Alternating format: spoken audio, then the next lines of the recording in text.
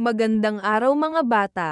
Ang pag-aaralan natin ay tungkol sa mga serbisyong pang-ekonomiya ng ating pamahalaan.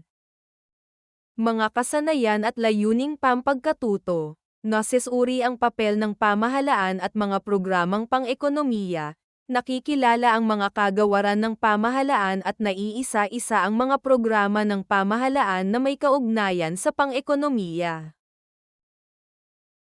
Serbisyong pang-ekonomiya. Ito ay mga programa ng pamahalaan na may kaugnayan sa gawain sa ekonomiya.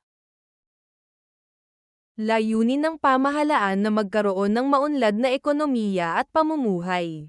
Kung maunlad ang ekonomiya, ang mga pangangailangan ng bawat tao ay matutugunan. Dahil sa pagkakaroon ng sapat na pagkain, damit, at tirahan, ang mga mamamayan ay magiging malusog. Ang mga kabataan ay makapag-aaral at ang mga may sapat na gulang ay magkakaroon ng trabaho o hanap buhay. Para sa taong 2025, naglaan ang pamahalaan ng PHP 1.853 trilyon o humigit kumulang 29.2% ng pambansang budget para sa mga serbisyong pang-ekonomiya. Layunin nito na pasiglahin ang negosyo, trabaho, at infrastruktura sa ilalim ng temang Agenda for Prosperity. Narito ang breakdown ng alokasyon. Mga programang pangkaunlaran, una ay ang paglikha ng 6 hanggang 10 milyong trabaho. Maglalaan ng 2 milyong ektaryang lupa para sa mga negosyong pang-agrikultural at magpapautang ng puhunan sa mga maliliit na negosyante. Pangalawa, pagbibigay ng edukasyon para sa lahat. Magpapagawa ng mga silid-aralan sa paaralan. Magbibigay ng libreng aklat at computer at libreng pagpapaaral sa mga mahihirap na mag-aaral. Pangatlo, pagbabalanse sa pambansang budget upang maiwasan ang sobrang gastusin. Pang-apat, pagpapaunlad sa iba't ibang rehiyon ng Pilipinas. Pauunlarin ang transportasyon para marating ang iba't ibang bahagi ng Pilipinas. Panglima, pagpapagawa ng mga pasilidad ng kuryente at tubig sa bawat barangay. Pang-anim, pagbabawas ng pagsisikip ng Metro Manila. Magtatatag ang mga ahensya ng pamahalaan sa iba't ibang bahagi ng bansa ng mga pabahay sa labas ng Metro Manila. Pampito, modernisasyon ng Clark at Subic para maging sentro ng pangangalakal sa Asya. At pangwalo, paggamit ng mga teknolohiya at automasyon ng botohan. Pangsyam, pagpapatibay ng mga kasunduang pangkapayapaan sa mga grupong nagrerebelde. At pangsampu, pagpapaunlad ng agrikultura sa pamamagitan ng pagpapaunlad ng palayan, maisan, at paghahayupan, pagpapataas ng kalidad ng ani, pagtataguyod ng agrikulturang organiko, pagpapaunlad ng serbisyo ng mga palengke, at konstruksyon ng farm-to-market roads.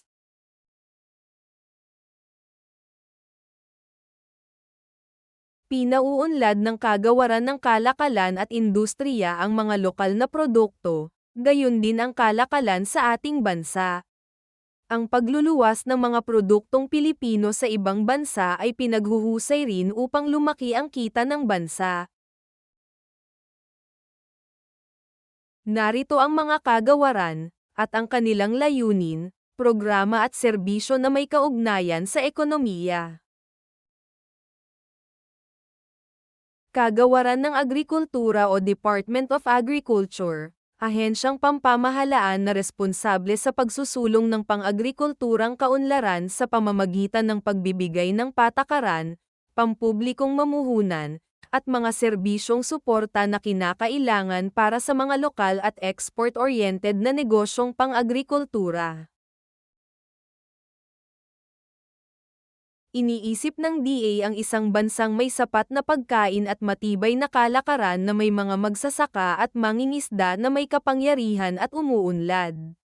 Sa makatuwid, nagtutulungan ito at ang pribadong sektor na palakihin ang produktibidad at kita sa sektor ng agrikultura, sa pamamagitan ng pagsusulong ng teknolohiya at praktikang matibay, kompetitibo, at maayos sa kalikasan. Kaya naman, ang kanilang sigaw ay simpleng, masaganang agrikultura, maunlad na ekonomiya.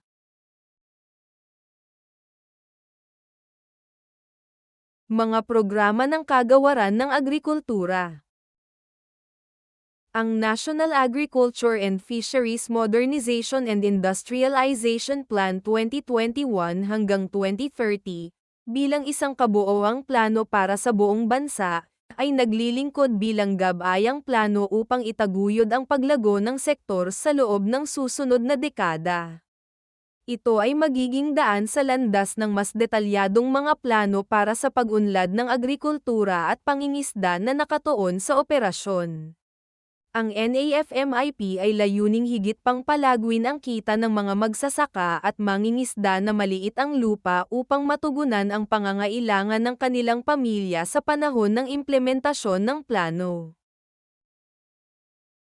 Ang Adaptation and Mitigation Initiative in Agriculture ay sumusuporta sa pagbuo ng bagong mga kasangkapang pangplanong iniisip ang mga hamon ng pagbabago ng klima. Layunin nito ang pagtulong sa mga magsasaka at mangingisda sa Pilipinas, pati na rin sa lahat ng iba pang mga interesadong sektor, kabilang ang pribadong sektor, patungo sa mga sistemang pangangalaga sa pananim na handa sa klima. Ito ay ginagawa sa pamamagitan ng pagtiyak na ang mga interbensyon ng pamahalaan ay nakabatay sa siyensya. Philippine Rural Development Project. Ito ay ang 6 na taong proyektong idinisenyo upang itatag ang plataporma ng pamahalaan para sa isang moderno, maalam sa klima, at nakatutok sa merkado na sektor ng agrikultura at pangingisda. Kagawaran ng Reformang Pansakahan ng Pilipinas o Department of Agrarian Reform, ang DAR ay ang nangunguna sa implementasyon ng Comprehensive Agrarian Reform Program sa pamamagitan ng Land Tenure Improvement, Agrarian Justice sa paghahatid ng mahahalagang serbisyong sumusuporta sa mga tagapakinabang na kliyente. Mga programa ng kagawaran ng Reformang Pansakahan ng Pilipinas. Una ay ang pagbibigay ng seguridad sa land tenure sa mga magsasakang walang lupa sa pamamagitan ng land acquisition at distribution, implementasyon ng leasehold arrangements at iba pang mga serbisyong LTI. Pangalawa ay ang magbigay ng legal na interbensyon sa mga benepisyaryo ng reformang agraryo sa pamamagitan ng pagsusuri ng mga agraryong kaso at legal na tulong sa agraryo.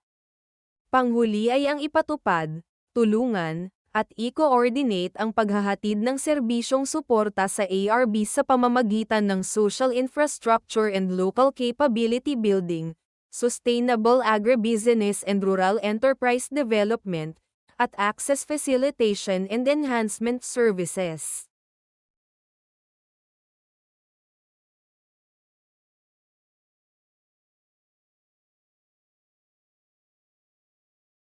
Kagawaran ng Kapaligiran at Likas na Yaman o Department of Environment and Natural Resources. Ang kagawaran ay ang pangunahing ahensyang responsable sa pangangalaga, pamamahala, pag-unlad, at tamang paggamit ng kalikasan at likas yaman ng bansa, partikular na ang kagubatan at lupang pangpastol, likas yaman ng mineral kabilang na ang mga nasa mga puok na inireserba at watersheds, at lupain ng pampublikong domain, kasama na ang pagbibigay ng lisensya at regulasyon sa lahat ng likas yaman. Mga programa ng DENR. Halina't basahin natin.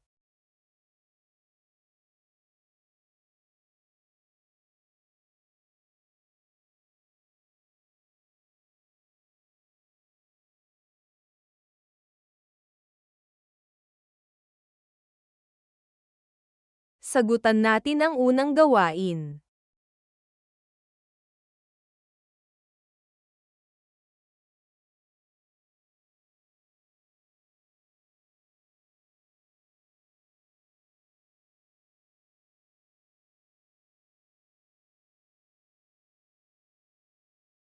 Para sa inyong pagsusulit, basahing mabuti at piliin ang tamang sagot.